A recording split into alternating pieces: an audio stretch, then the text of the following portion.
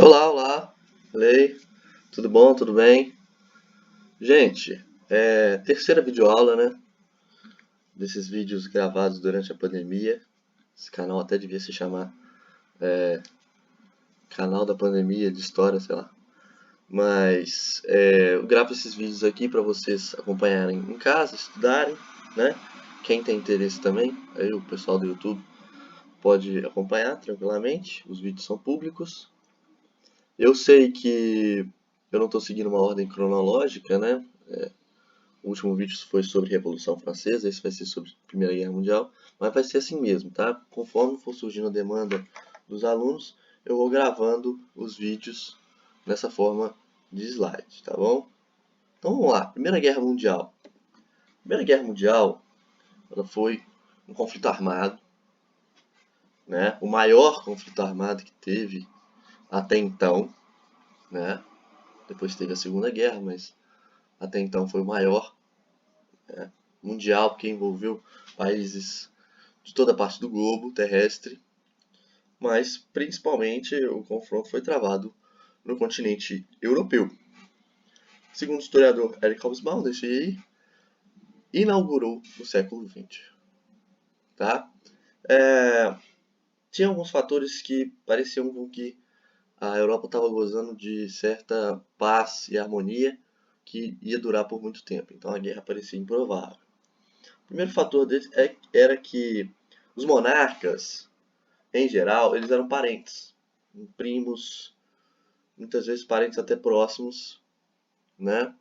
Então, isso aí fazia com que parecesse que eles não iam guerrear entre eles, né? Por ser basicamente da mesma família. Tem até uma foto famosa do Jorge, se não me engano é quinto, com o Nicolau II da Rússia, que eles são praticamente idênticos, tá? Outra coisa também que estava em voga na época era a Belle Époque. Belle Époque é um período que a Europa experimenta uma série de inovações tecnológicas. Por exemplo, o uso da eletricidade, com ele o uso de bondinho começou a aparecer na Europa, começou a aparecer o cinema na Europa, começou a aparecer o carro na Europa. Na Europa e nos Estados Unidos também. E claro, depois foi se espalhando para todo mundo. Então começou a gente ter também grandes bailes, principalmente na França, era um exemplo de civilidade e de cidade que todo mundo queria realmente estar ali participando. É claro que quem aproveitou mais disso foram as elites, né, pessoal? A gente não vai se enganar aqui e falar que estava todo mundo bem.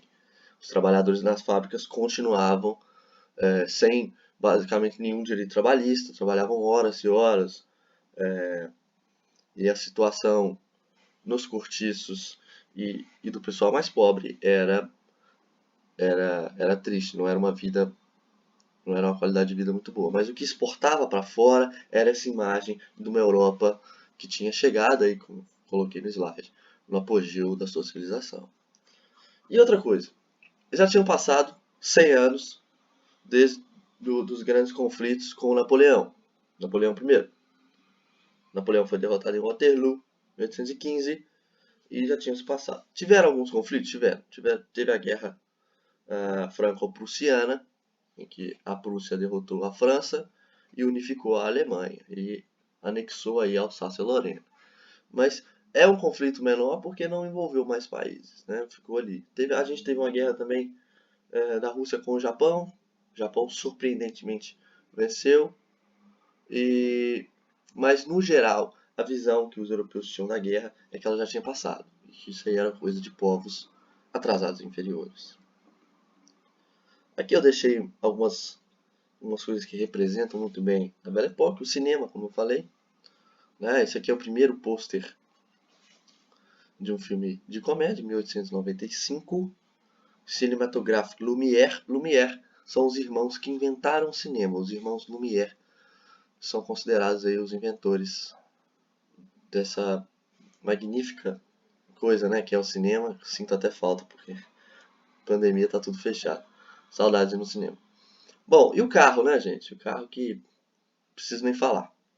O carro mudou totalmente nosso meio de locomoção. Toda cidade tem diversos carros e os primeiros deles surgiram aqui nessa época, no início do século XX, no final do século XIX e início do século XX.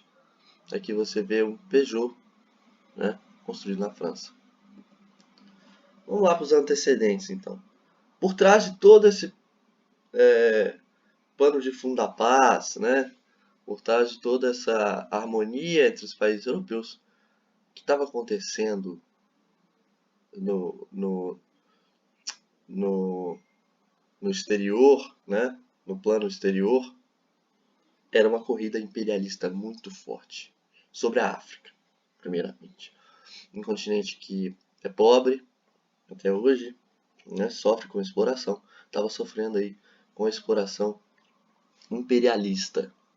Tá? Aqui eu deixei o mapa, divide muito bem.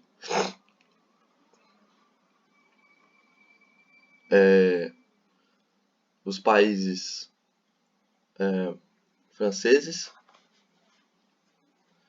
tá vendo? A França. Aqui as colônias inglesas, tá? As colônias italianas aqui, Eritreia e Somália. Tá vendo? A gente tem a Bélgica também. Então eles dividiram, né? Na Conferência de Berlim, eles partilharam a África, né? Vai ser chamado de neocolonialismo. Partilharam a África aí, segundo os interesses europeus. Você vê que são três países independentes somente na África, e o resto tudo está sob jugo europeu. Ao mesmo tempo que a gente tinha essa corrida imperialista, né, essa busca por mercados na África e na Ásia também, não acha que é só na África não, na Ásia também os europeus vão dar pitaco lá. Ao mesmo tempo disso, os países também corriam por armamentos, tinham uma corrida armamentista, eles estavam se armando já para disputar essas rivalidades econômicas e, e, e, e exercer o seu nacionalismo sobre, né? Então, os europeus acharam, né, principalmente a Inglaterra e a França, que ficaram com o maior pedaço aqui, acharam que tinha resolvido a questão, que estava resolvido, ó, cada um tem seu território, então tá tudo certo. Mas o problema é, a gente tinha, como eu disse, rivalidades econômicas e nacionalistas muito fortes, não resolvidas por essa conferência de Berlim, em 1885. Tá? A primeira delas é a rivalidade Inglaterra versus Alemanha. A Alemanha é um país de unificação tardia, como eu disse. Estavam ali só depois da Guerra Franco-Prussiana que eles conseguiram se unificar. E aí mesmo foi chamado Império Alemão, deixou de chamar Prússia. Tá? E esse império estava começando a crescer, estava virando uma potência industrial, queria abocanhar uma parte maior do globo do que lhe foi dado. A gente vê aqui no mapa, a Alemanha tem dois territórios aqui e aqui, né? Então eles desejavam uma parte maior do globo, tá? E eles vão rivalizar com o que a gente vai chamar de Pax Britânica. A Inglaterra não tinha interesse em partir para uma guerra. A Pax Britânica é isso, é conservar os mercados já consolidados da Inglaterra. A Inglaterra era o maior império do mundo nessa época e talvez o maior império de todos já vistos. Eu vou mostrar o mapa aqui depois para vocês terem noção do tamanho do Império Britânico nessa época. Por outro lado, a gente tem o pan-eslavismo russo. Os russos eles tinham pretensões sobre os estreitos de Bósforo e Dardanelos. Vou mostrar também no mapa onde fica isso. Tá? E eles queriam unir todos os povos eslavos. Os russos apoiavam a Sérvia ali na região dos Balcãs, por o país ser de origem eslava também. Tá bom? O pan-germanismo também é outra ideia aí do Império Alemão, recém-unificado, queria unir todos os povos de origem germânica ou falantes da língua alemã. Esse pan-germanismo também vai ser adotado por Hitler na Segunda Guerra Mundial para justificar a invasão de certos países. A gente tem o revanchismo francês, lembra que eu falei da Guerra Franco-Prussiana? Eles perderam para a Alemanha, que na época era Prússia. A França foi derrotada. A Alemanha anexou um território que chama Alsácia e Lorena. E os franceses queriam vingança por essa guerra. Ou seja, gente, vocês percebem aí que a Europa está borbulhando em algumas tensões, sabe? Tá todo mundo ali preparado para dar o primeiro tiro e só estão esperando uma desculpa razoável para fazer isso, para dar esse tiro. Aqui, vou explicar. Olha o tamanho do Império Britânico, gente. Todas essas bandeirinhas aí representam um território britânico. Tirando o território deles mesmo, que é a ilha, eles dominavam o Canadá, grande parte aqui na América Central tinham territórios. Tinha a Ilhas Falkland, que até hoje a Argentina não reconhece. A gente tem aqui territórios no Pacífico, na África, né? Claro. A Índia era deles, a Austrália, a Nova Zelândia. E isso representava, né, a extensão do Império Britânico. Essa é a Pax Britânica. Eles querem conservar esse domínio de terras e esse mercado que eles têm amplo, que vai desde a Ásia até a América Central, passa na Europa e na África. Aqui eu também deixei o mapa explicando essas tensões na Europa. A Inglaterra não tinha tensões, né? Ela tinha tensões, mas o que ela queria era conservar esse império, como eu disse.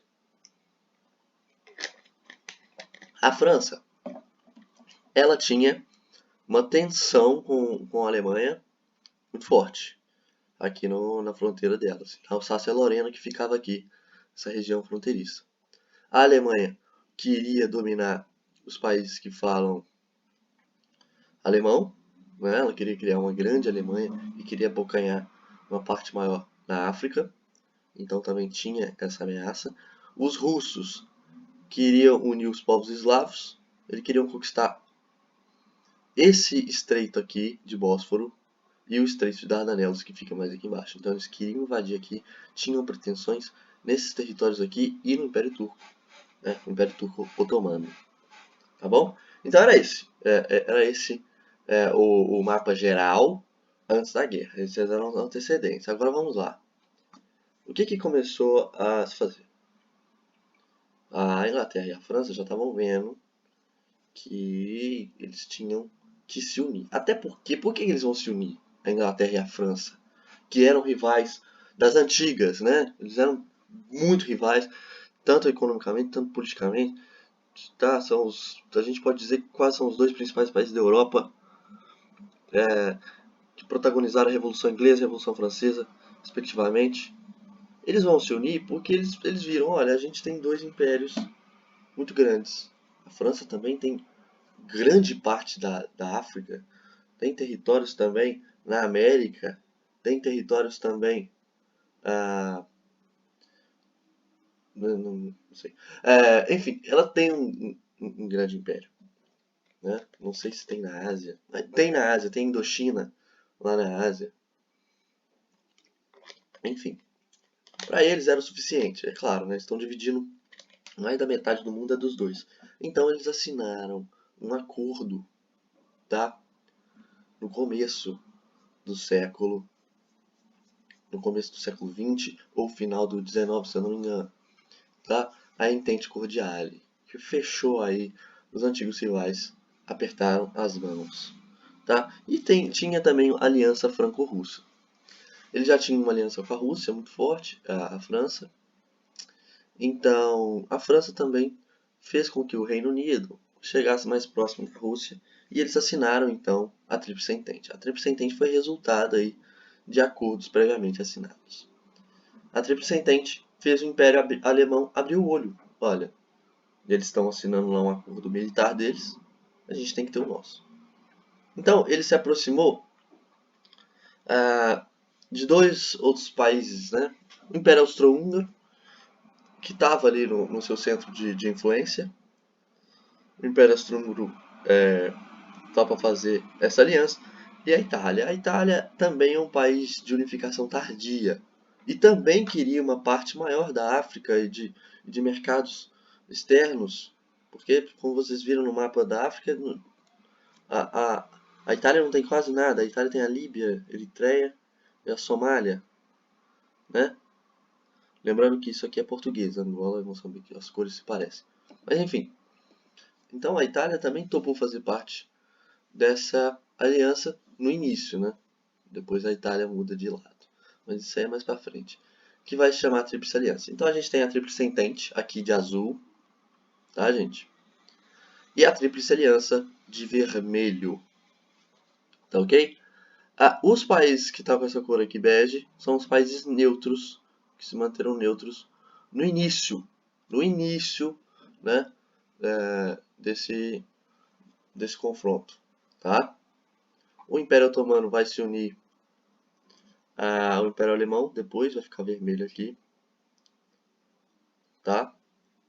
Por causa da Rússia, que vai ameaçar eles. Mas, tirando isso, a Tríplice Aliança e a Tríplice Entente é essa. Tríplice Entente em azul, Tríplice Aliança em vermelho. Então, isso vai causar um efeito dominó europeu. O que eu quero dizer com isso?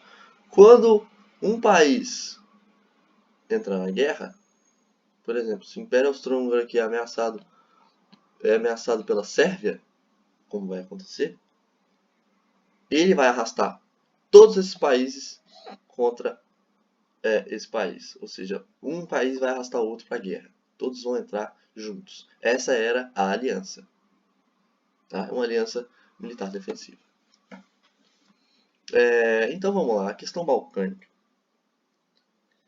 Agora vamos caminhando para o início da guerra. Os Balcãs eram considerados o barril de pólvora da Europa, porque tinham muitas tensões ali nos Balcãs. Os Balcãs fica aqui, tá, gente? Bem aqui, ó. Essa região toda aqui é considerada como os Balcãs. Ali, o Império Austro-Húngaro tinha pretensões ali naqueles países, tá? E a Sérvia tinha uma tensão muito grande com o Império Austro-Húngaro. Tanto que o pessoal vai falar que a Sérvia comia os calcanhares do Império Austro-Húngaro. Tá? A pretensão deles foi que eles invadiram dois países ali na região, a Bósnia e a Herzegovina. E a Sérvia queria juntar os países eslavos, junto com a Rússia lá também queria, e queria criar a Grande Sérvia, né? É uma coisa muito nacionalista. E o Império Austro-Húngaro invadindo esse país, anexando esse país, estava impedindo essa ambição aí dos sérvios, tá? E no dia 28 de junho de 1914, o herdeiro do trono do Império Austro-Húngaro, Francisco Ferdinando, ele visita a Bósnia, tá? E faz um passeio aí de carro aberto. E nesse momento ele é alvejado, né, por tiros, foi morto a tiros por um estudante chamado Gavrilo Princip. Ele matou aí o arquiduque Francisco Ferdinando e a sua esposa, Duquesa Sofia de Hohenberg. Esse assassinato ele é simbólico, ele é o estopim da guerra, mas ao mesmo tempo ele é simbólico. Francisco Ferdinando ele era muito arrogante, não teve muito luto lá na Áustria, Hungria, não teve tanta comoção assim no assassinato dele, mas causou um reboliço político muito grande. A Áustria acusou a Sérvia de envolvimento no atentado, tá? E a Rússia, que era aliada da Sérvia, a Rússia que eu disse que apoiava a Sérvia e os países eslavos ali na região, manteve sua aliança com a Sérvia e declarou guerra à Áustria-Hungria. Então, gente,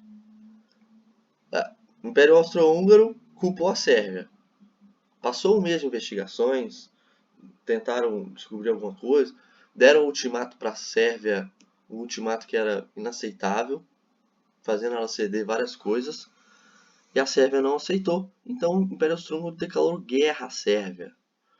A Rússia então declarou guerra ao Império Austro-Húngaro porque apoiava a Sérvia, Nesse momento, o Império Austro-Húngaro declarou guerra à Rússia. Vocês entenderam? Então, nesse momento que os dois declaram guerra, todo mundo declara guerra. O Reino Unido declara guerra, a França declara guerra, e essas duas alianças vão lutar entre si agora, arrastando o mundo para a Primeira Guerra Mundial. Tá? Então a gente tem aí o início desse confronto global. Vamos para a guerra então. A guerra, ela começa com uma guerra de movimentação, vão ter 3 fases, e essa vai ser a primeira fase. A Alemanha colocou em prática o plano Schlieffen, não sei como é que fala. Eles queriam invadir a França através da Bélgica. Por incrível que pareça, eles vão fazer isso 2 vezes. Na Segunda Guerra Mundial eles vão fazer a mesma coisa. Ao mesmo tempo, os alemães também tiveram que cuidar da Rússia. Eles tiveram que lutar em 2 frontes, né? Contra a França, contra a Rússia, um fronte oriental, um fronte ocidental. A Rússia teve muitos mortos. O exército da Rússia era totalmente despreparado, mal equipado, péssimas condições, tá? O exército da Rússia, do czar Nicolau II, tá? E eles vão perder aí, ter perdas imensas. A Alemanha vai facilmente segurar aí esse ataque contra eles. A Inglaterra vai ficar mais nas batalhas navais, decretou um bloqueio naval à Alemanha, ou seja, nenhuma mercadoria podia entrar nos portos alemães, enquanto os franceses vão deter o avanço dos alemães na Batalha de Marne. Os alemães conseguiram adentrar aí o território francês, mas vão ser impedidos, né, impelidos, vão ter um avanço mais lento aí, ainda mais depois da segunda fase da guerra. A segunda fase da guerra vai ser chamada de fase de trincheiras. Essa fase aí, pessoal, é simples, entendeu? Os soldados escavavam uma trincheira, como essa aqui que eu deixei a foto, né? Normalmente eram 3 filas de trincheiras, uma mais para hospitais, recursos, e essas da frente é o chamado de fronte de batalha, tá? A partir desse momento que ele cavava essas trincheiras, eles ficavam protegidos contra tiros. E se alguém tentasse invadir essa trincheira, eles davam um tiro daqui de cima. Então era muito difícil se movimentar tendo que passar por essa fileira de trincheiras que garantiam aí essas posições defensivas e essas posições estratégicas. Ao mesmo tempo, as trincheiras eram um horror. As tropas muitas vezes passavam frio e fome, ferimentos, falta de medicamentos. Era um ambiente realmente, como essa foto aqui retrata, perturbador, sujo, né, desumano, realmente. Outra coisa que era desumana na Primeira Guerra Mundial é o uso das armas químicas. Foram usadas a rodo nesse momento. O gás mostarda, o gás cianídrico e o gás cloro eram os mais comuns na guerra. Eles usavam aquelas máscaras para respirar e para sobreviver a esses ataques. Por incrível que pareça, na Segunda Guerra Mundial a gente não teve o uso desenfreado dessas armas, não. Foi bem mais na Primeira, né? Mas tinham coisas bem piores na Segunda Guerra. Bom, somado tudo a isso, todo esse horror, a gente teve também a gripe espanhola. A gripe espanhola não se restringiu só à Espanha, tá, gente? Mas como é uma curiosidade, como a Espanha não estava neutra nessa guerra, a imprensa só permitia que a imprensa notificasse casos da Espanha, para não desmobilizar as tropas, para não abalar o moral das tropas que tinham uma gripe lá. Então foi chamada de gripe espanhola, mas a gripe espanhola se espalhou por toda a Europa, não foi só na Espanha. Teria matado aí aproximadamente 4 milhões de pessoas, né? Se for comparar com o coronavírus, matou-se bem mais, mas tem outros fatores que fizeram que ela matasse mais, e a gente não sabe também ainda até onde vai esse corona, né? Tomara que não mate 4 milhões de pessoas, né? Torcer aí pra humanidade ficar em quarentena. Vamos lá, então. Fotografias aqui, deixei também. Ó, aqui você vê um soldado atingido pelo gás mostarda. Olha como é horrível. As bolhas realmente é assustador, né? Esse uso dessas armas químicas. E aqui a gente vê um time de futebol dos soldados britânicos, todos usando máscara, caso eles sejam atacados aí durante essa partida. Tá? Só para ilustrar aí o uso dessas armas químicas horríveis. Gente, é a terceira fase e última, mas não menos importante. A guerra começou a dar uma virada de jogo. Essa guerra que é fruto do imperialismo europeu, né? A corrida por mercados, né? Fruto do nacionalismo exacerbado de algumas nações, estava começando a entrar na sua fase final.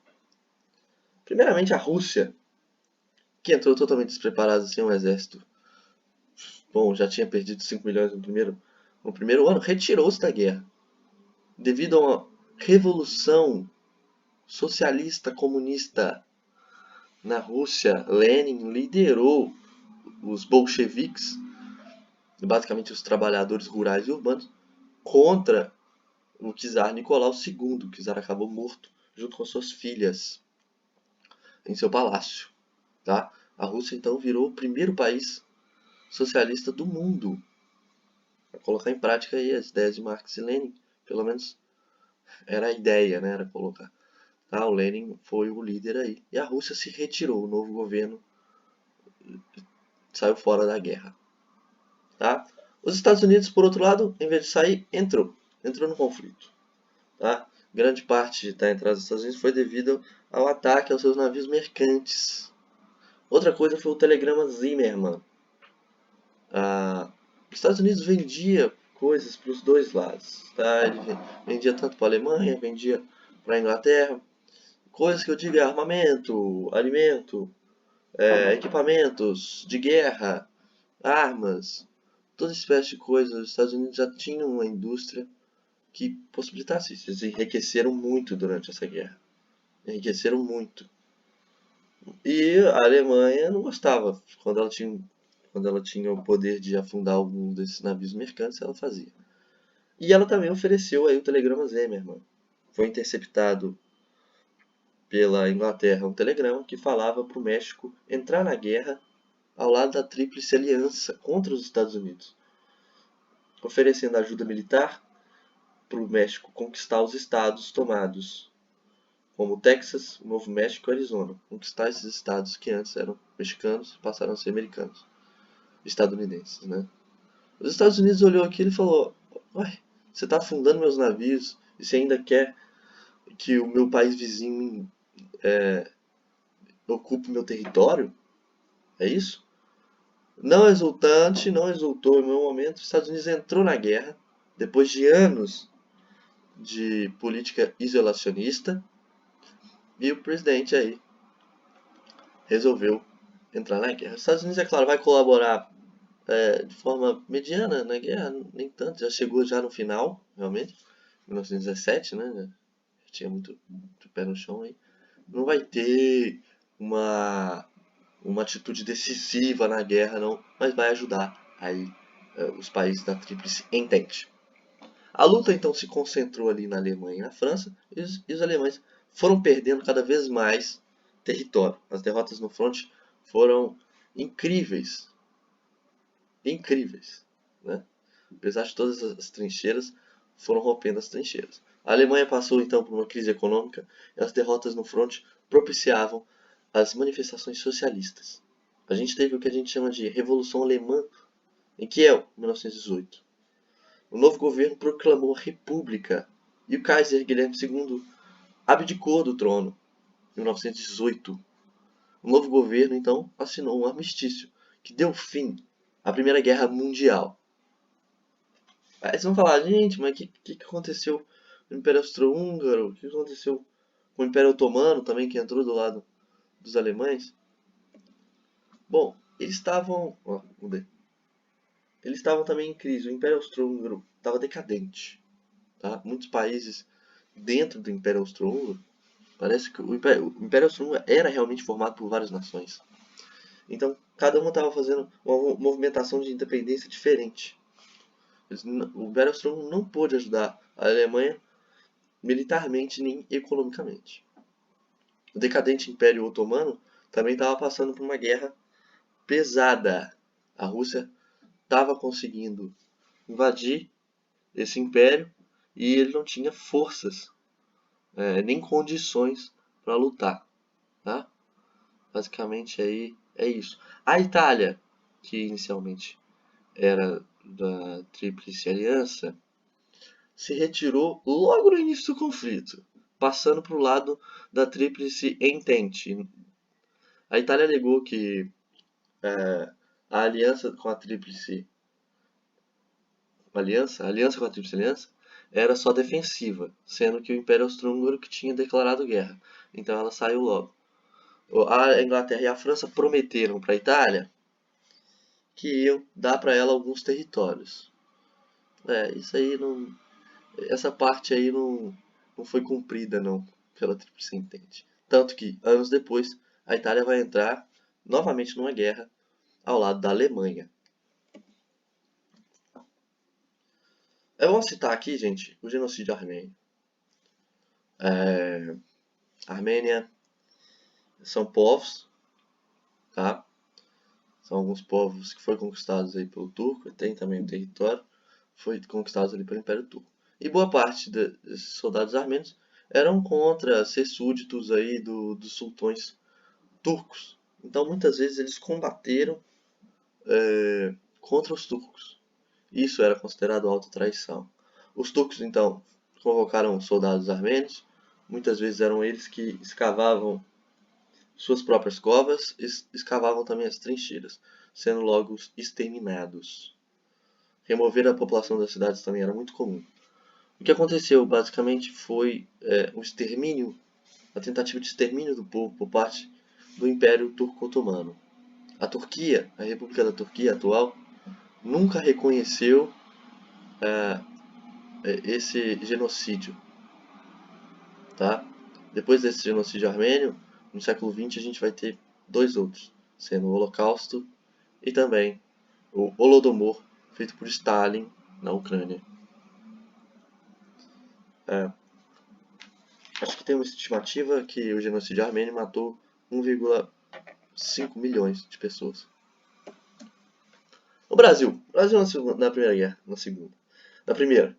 O Brasil na Primeira Guerra, ele adotou uma posição neutra. Claro, não tinha nada a ver lá que se meter na guerra lá na Europa, né, pessoal?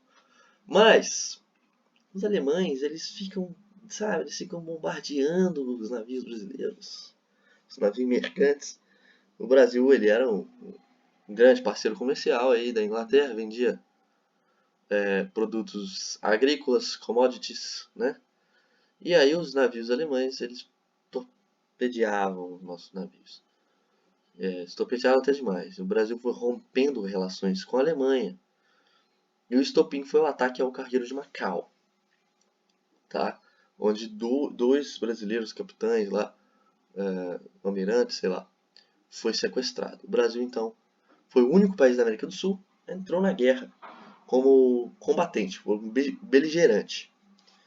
Mas o Brasil teve uma participação mínima, claro. Ele auxiliou em combates aéreos e a maior participação dele foi um hospital de campanha, foi montado em Paris, só com médicos brasileiros lá, que ajudou bastante os soldados feridos. Essa foi a nossa participação. E isso fez com que o Brasil entrasse aí na Liga das Nações ao fim da guerra. É tecnologia de guerra, tá, gente? Foi aqui que foram utilizados os primeiros aviões, as primeiras forças aéreas e os primeiros tanques. Deixei aqui duas imagens para vocês. Você vê o tanque da Primeira Guerra. Era esse aqui é um tanque britânico, Mark I. E esse aqui é um avião francês, Newport. Né? Você vê aqui como é que era rústico ainda os primeiros aviões de guerra, né? Os caças. Os futuros caças, né? Bom, por fim, pessoal, os países foram se rendendo, cada um ao seu. Cada um foi se rendendo no tempo, né? Foram aceitando tratados e armistícios, tá?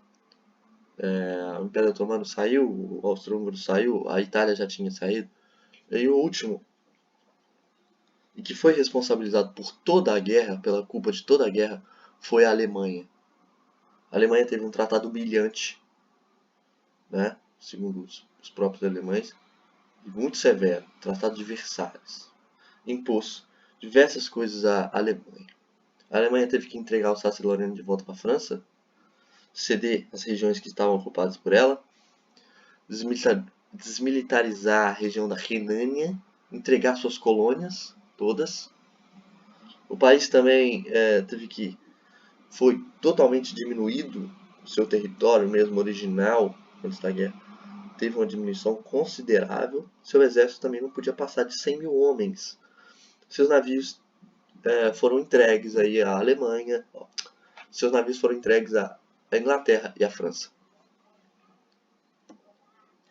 As consequências dessa guerra, né, além da vida, a perda de vidas humanas, né, foram 3 milhões de pessoas mortas, só foram 20 milhões de feridos e mutilados. A gente teve, então, a criação da Liga das Nações. O objetivo da Liga era trazer a paz para o mundo, né? É uma precursora da ONU, vamos dizer. Não, o ideal dela é que não ia ter mais guerras mundiais como a que teve, tá? É que eles iam resolver na base do diálogo e da diplomacia. Como vocês sabem, a Liga não funcionou, né? Sendo que menos de 20 anos depois a gente teve aí a Segunda Guerra Mundial. Outra consequência também foi a Revolução Russa. A Revolução Russa de 1917 a gente pode dizer que é uma consequência aí da Primeira Guerra, né? E que nasceu daí a União Soviética. A gente teve também o fim das monarquias europeias, né, os impérios centrais. O Império Austro-Húngaro caiu, o Império Otomano caiu, o Império Alemão caiu, né? Então a gente tem aí um fim e o nascimento aí de repúblicas, duráveis ou não. A gente teve nascimento de novos países também, tá? Como eu vou mostrar aqui no próximo mapa. Os Estados Unidos deflorou aí como a potência mundial, tá? Com as indústrias europeias devastadas, o país não teve praticamente concorrência nenhuma e se tornou aí, tempos mais tarde, a maior potência mundial, tá? Ele era também o principal credor aí dos europeus. Para finalizar, ficou assim o mapa da Europa, gente. Você vê que a Iugoslávia aqui, a Áustria e a Hungria foram separados, nasceu a Tchecoslováquia, tá?